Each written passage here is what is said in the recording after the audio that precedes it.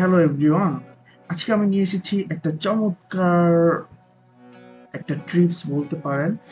সেটা হলো, আপনারা জানেন যে ডেস্কটপ বা ল্যাপটপে নাম ছাড়া ফোল্ডার ক্রিয়েট করা যায় না।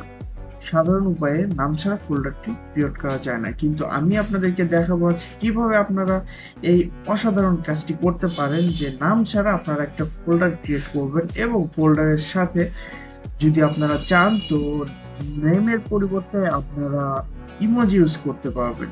তো চলেন কিভাবে সেই কাজটা করবেন আমি সেটাই আপনাদেরকে আজকে দেখিয়ে দিচ্ছি।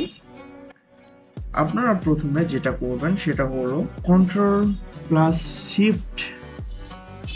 CTRL+SHIFT+n প্রেস করবেন।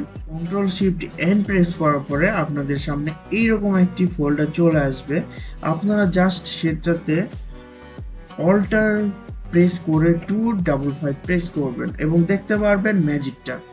আপনাদের কিন্তু নাম ছাড়া আপনাদের ফোল্ডারটা ক্রিয়েট হয়ে গিয়েছে, যেটা স্বাভাবিকভাবে করা কিন্তু পসিবল না।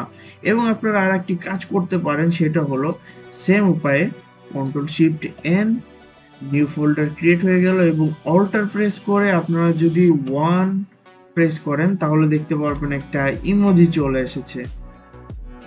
আর আপনারা যদি আবারও সেম উপায়ে CTRL+n এবং অল্টার প্রেস করে 2 প্রেস করেন তাহলে দেখবেন আরেকটা ইমোজি আপনার ফোল্ডারে অ্যাড হয়ে গেছে। বাট এই ইমোজি কিন্তু সাধারণ ইমোজির মতো না, যেটা আপনারা হয়তোবা অনেকেই কপি পেস্ট করে ইউজ করে থাকেন, বাট এটা কিন্তু কপি পেস্ট করা ইমোজির মতো না।